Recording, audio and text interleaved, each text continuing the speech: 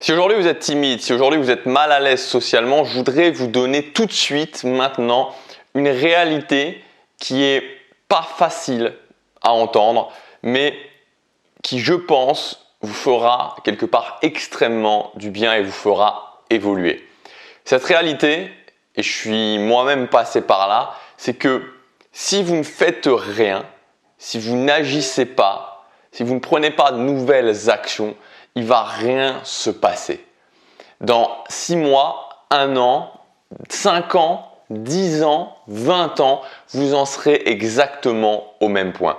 Alors je sais que ça peut paraître bizarre de dire ça, peut-être qu'il y en a certains qui se disent « Ah bah oui, bah c'est normal, c'est pareil pour tout », mais je crois sincèrement qu'au niveau de la timidité, au niveau du fait de ne pas être à l'aise socialement, on a l'impression justement quand on est timide, on a l'impression qu'on a du mal à aller vers les autres, que quelque part, en tout cas moi j'avais cette impression, à un moment donné il va se passer quelque chose. À un moment donné les étoiles vont s'aligner, la chance va tourner et qu'on va rencontrer une bonne personne, on va rencontrer quelqu'un, on va avoir des opportunités. Et ce que je peux vous dire c'est que ça ne se passe pas comme ça parce que même quand il y a des opportunités, et moi j'ai déjà vécu ça, il y avait effectivement à certains moments des opportunités, on ne les saisit pas. Je sais que c'est pas facile à entendre, je sais que c'est pas forcément ce qu'on a envie d'entendre et je veux pas justement piétiner votre espoir, mais ce que je veux dire, c'est que je veux mettre de la réalité là-dedans et que aujourd'hui, vous avez la possibilité de prendre la responsabilité par rapport à ça et de changer, d'évoluer, d'avancer et d'arriver à ce que vous voulez vraiment. Parce qu'au final, que ce soit pour l'aspect social des choses ou que ce soit pour le fait de créer sa vie sur mesure en général, c'est pas si compliqué si on enlève l'aspect émotionnel des choses de créer sa vie sur mesure. C'est quoi? Des relations sociales épanouies, la liberté financière, c'est-à-dire gagner son argent de la bonne façon, de la façon dont on veut, ne plus être esclave de l'argent, ne plus être esclave du métro, boulot, dodo, avoir des ambitions en termes de carrière. Et troisièmement, avoir du contrôle sur sa vie. Et c'est peut-être aussi quelque chose d'extrêmement important, avoir du contrôle sur sa vie. Je sais pas s'il y a de sensations plus désagréables dans la vie que d'avoir cette impression d'être piégé. À plein de niveaux, on peut être piégé à plein de niveaux différents, mais quand on a cette impression qu'on n'a pas le contrôle, qu'on ne peut pas faire ce qu'on veut, que même si on décide quelque chose, on ne peut pas vraiment le faire parce qu'il y a des peurs, il y a des gens qui nous bloquent ou ce genre de choses, cette sensation d'être prisonnier de sa vie, c'est une sensation qui est vraiment détestable à vivre. Dans cette vidéo, on va se concentrer sur l'aspect social, comment vous pouvez prendre la responsabilité et comment vous pouvez passer de quelqu'un de timide à quelqu'un d'à l'aise socialement, à quelqu'un qui va justement avoir une vie sociale épanouie. La première clé, c'est de définir précisément, le plus précisément possible votre objectif. Parce que avoir une vie sociale épanouie, c'est très large, c'est extrêmement large en fait. Et vous n'allez pas passer de la phase où vous êtes plutôt timide, où vous êtes plutôt mal à l'aise, à la phase où vous allez pouvoir à la fois avoir des collègues qui sont vraiment super, à la fois avoir un cercle d'amis extrêmement inspirant, avoir un couple extrêmement inspirant, pouvoir mettre l'animation quand il y a un groupe dans une soirée de 10 à 15 personnes, être le centre d'intérêt. Vous voyez, de temps en temps, on a un petit peu ce fantasme comme quoi on va pouvoir faire tout en même temps et qu'on va pouvoir réussir à être parfait dans tout. Mais ce n'est pas le cas. Ce n'est pas le cas. Donc définissez votre objectif le plus précisément possible. Par exemple, si c'est OK, je veux plus être célibataire et je veux rencontrer quelqu'un, de se concentrer uniquement là-dessus et que si vous êtes dans une soirée avec des amis et que pendant cette soirée vous êtes un peu en retrait, que vous ne mettez pas le feu dans la soirée, c'est pas très grave. C'est pas très grave parce que c'est pas votre objectif principal. Ne prenez pas tout à bras le corps, mais plutôt divisez et concentrez-vous sur un objectif extrêmement spécifique. Et par rapport à cet objectif extrêmement spécifique, au quotidien, mettez en place un rituel de visualisation. Vous savez, les rituels, c'est quelque chose qui fait partie de mon quotidien et je suis toujours étonné de voir à quel point les gens ne le font pas. Ça reste un mystère pour moi. Les gens ne le font pas. Pourtant, ça apporte vraiment des résultats. Alors, c'est sûr que ça n'apporte pas des résultats au bout d'une semaine, mais sur la longueur, ça fait la différence. Et de mettre en place un rituel le matin en se levant ou le soir avant de se coucher de visualisation du type « Ok, voilà mon objectif précis. Par exemple, je veux rencontrer quelqu'un qui me correspond vraiment. Donc, j'imagine cette personne et j'imagine comment est ma vie pendant 1 minute, juste pendant 1 minute. Comment est ma vie à partir du moment où j'ai rencontré cette personne ?» Et de le visualiser au quotidien encore et encore, ça fait un réel impact, ça fait une réelle différence. C'est comme quand on se visualise, ok, le soir, j'imagine la journée que je veux faire demain, j'imagine qu'est-ce qu'il faut que je fasse pour le lendemain, faire une bonne journée, être fier de moi le lendemain, je le visualise, ça a réellement une importance. Donc premièrement, objectif spécifique et visualisation d'1 minute au quotidien par rapport à cet objectif. Comment est ma vie une fois que j'ai réussi cet objectif? Deuxièmement, Maintenant, travaillez votre image. Là aussi, je sais, ça porte à débat, mais vous ne le regretterez jamais de l'avoir fait, vous ne regretterez jamais d'avoir travaillé votre image. Je vous conseille, dans tous les cas, de commencer par le sport parce que c'est ce qui va vous permettre de prendre soin de votre corps et c'est le plus long. C'est-à-dire que changer de coupe de cheveux, c'est-à-dire que bronzer un peu, vous maquiller si vous êtes une fille, faire épiler les sourcils si vous êtes un garçon aussi, je sais pas moi, travailler votre barbe, travailler votre look, tout ça à la rigueur, ça peut se faire en un week-end. Il suffit de prendre juste un week-end où vous vous occupez entièrement de vous, vous faites coiffer, relooker, maquiller, etc. Et c'est fait. Ça ne veut pas dire que ça sera définitif et que vous ne pouvez pas encore améliorer, mais ça va juste être un investissement en termes de finances. Donc ça peut être fait extrêmement rapidement.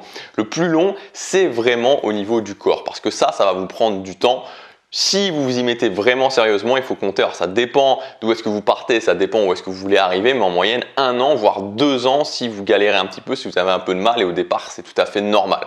Donc ça prend du temps, le plus tôt vous vous y mettez, le mieux c'est. Et surtout, l'avantage avec le sport, le gros avantage avec le sport, c'est que sport et habitude sont quasiment indissociables. C'est-à-dire que les gens qui n'arrivent pas à faire du sport, en fait, c'est pas qu'ils ont quelque chose qui les empêche de faire du sport, c'est que c'est quasiment tout le temps des gens qui n'arrivent pas à mettre en place des habitudes. Le sport est en fait une discipline d'habitude. Troisième point, la fréquence. On en a parlé il y a deux jours exactement, j'en ai un petit peu reparlé dans la vidéo d'hier aussi, c'est tellement important, c'est que le problème des gens qui sont dans un désert social, qui sont isolés socialement, c'est un problème de fréquence. On s'en fiche à la rigueur au départ que vous ne soyez pas bon. C'est-à-dire que, bon, évidemment, le but c'est pas de faire n'importe quoi, mais c'est pas tellement important d'être bon. Ce qui va faire la différence en termes de social, c'est qu'il y ait toujours des gens qui viennent. C'est-à-dire, par rapport à votre objectif, ok, mon objectif c'est d'avoir un cercle social, mon objectif c'est de rencontrer quelqu'un, bref, peu importe l'objectif, comment vous pouvez amener de la fréquence pour avoir plein d'opportunités qui se suivent. Parce que ça fera bien plus la différence d'ouvrir les vannes du flux social et d'avoir plein de fréquences, plein de possibilités, plein de gens qui sont autour de vous, plutôt que de chercher à vous améliorer et d'être directement parfait, alors qu'autour de vous, il n'y aura pas grand monde. Le problème principal, la chose principale à laquelle vous devez vous attaquer, c'est de trouver un moyen d'augmenter la fréquence, d'augmenter votre flux social par rapport à l'objectif que vous voulez atteindre. Quatrième point, c'est la régularité. Alors la régularité, moi, ça a changé les choses pour beaucoup de choses dans ma vie, pour beaucoup de domaines dans ma vie.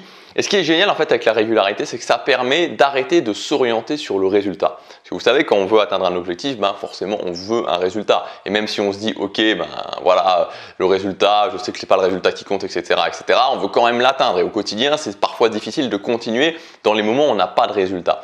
Et c'est normal de passer par des phases où il n'y a pas, voire peu de résultats. Et avec la régularité, ce qui est bien, c'est qu'on détache son esprit du résultat. C'est plus, ok, il faut que j'ai tel ou tel résultat, mais il faut que je fasse l'activité un certain nombre de fois. Donc l'idée n'est plus forcément de se dire ok, il faut que je réussisse à avoir un rendez-vous avec quelqu'un si vous êtes dans une optique séduction à la fin de la semaine ou à la fin du mois, mais l'idée est de se dire ok, je vais sortir 2 fois par semaine par exemple, que ce soit la journée ou que ce soit le soir, et je vais aller parler à chaque fois à 5 personnes.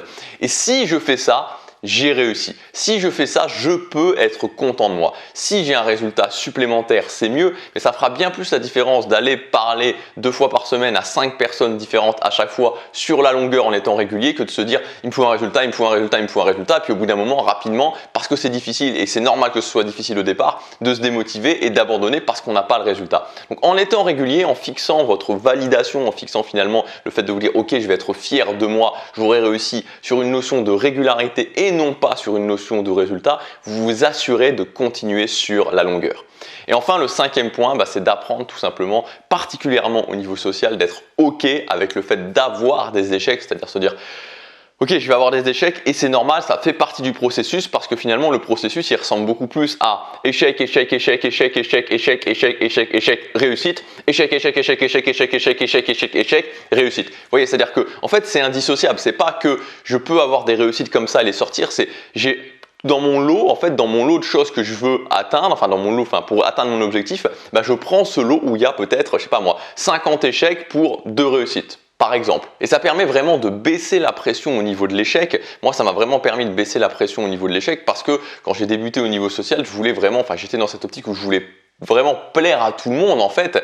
Et chaque échec, chaque rejet, parce qu'au niveau social ça se manifeste sous la forme d'un rejet, était vraiment comme une pointe de couteau qu'on m'enfonçait. Je me disais mais mince, mais pourquoi, qu'est-ce qui a fait que, etc. Enfin, je me posais plein de questions dans ma tête, alors qu'en fait voilà, ça fait juste partie du processus.